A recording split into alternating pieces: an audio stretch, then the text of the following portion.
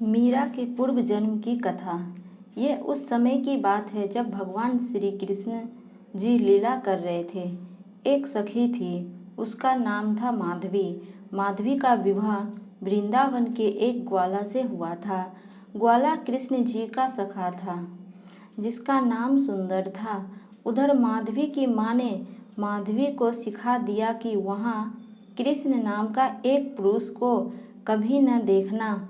माधवी को जैसे समझाया वैसे माधवी समझ गई। उस समय माधवी बहुत छोटी थी, ज़्यादा उम्र की थी नहीं, बच्ची ही थी। सुंदर आया और अपनी दुल्हन को लेकर चला गया। जब सुंदर वृंदावन के निकट पहुंचा तो माधवी को बताने लगा, हमारा कन्हैया यहीं कहीं मिलेगा, वो गैया चढ़ा रहा होगा। जब सुन लेगा ना मैं आ गया हूँ, वो दौड़ा दौड़ा यहाँ आएगा और बोलेगा, भाभी का मुंह तो दिखाओ। तभी वहाँ भगवान कृष्ण की गैया नजर आए। भगवान दौड़े दौड़े आए और बोले, सुंदर, भाभी का मुंह तो दिखाओ, तू आ गया दुल्हन लेकर। सुंदर ने भगवान को गले लगाया, भगवान ने भी गले लगाया। भगवान ने बोला, भाभी का दर्शन तो कराओ। उस समय भगवान मात्र 8 वर्ष का था और सुंदर 16 वर्ष का था। सुंदर ने कहा, मैं क्यों दर्शन कराऊं, जा तू खुद देख ले, तेरी तो भाभी है। भगवान डोली के पास गए, पर्दा हटाया। भगवान ने कहा, भाभी ओ भाभी, मुंह तो दिखाओ। माधवी ने पूरा मुंह ढक लिया, क्योंकि माधवी की माँ ने सिखाया था कि कृष्ण नाम के पुरुष को मत देखना। बार बार भगवान बोलते रहे, भाभी मुंह तो दिखाओ। सुंदर आवाज़ माधवी के कानों तक पहुंच गई, पर माधवी ने कोई उत्तर नहीं दिया, न ही मुंह दिखाया। बहुत बार भगवान ने माधवी को देखने की कोशिश की, पर माधवी ने अपना मुंह नहीं दिखाया। तब भगवान ने कहा, आज हम मुंह देखने आए तो नहीं दिखा रही हो, आज के बाद सदा मेरा मुंह देखने को तरसेगी। माधवी वृंदावन आ गई और भगवान भी वृंदावन में ही थे।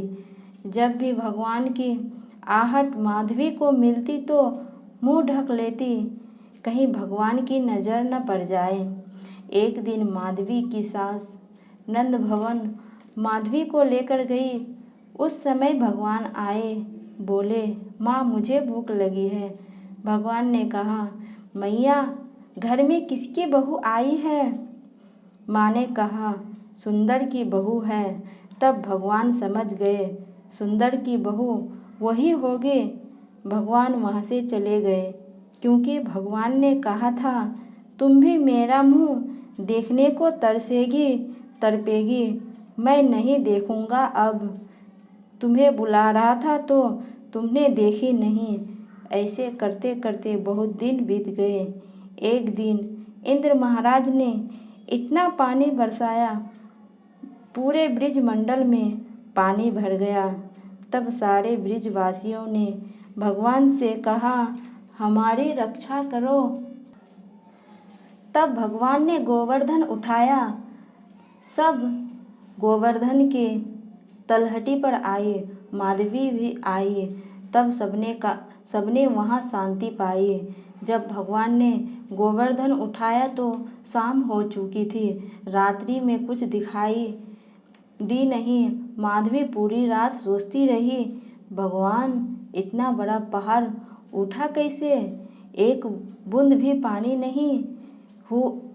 सवेरा हुआ, सूर्य की पहली किरण जब आई, उस समय हवा का झोंका अचानक चला और माधवी का घूंघट नीचे गिरा।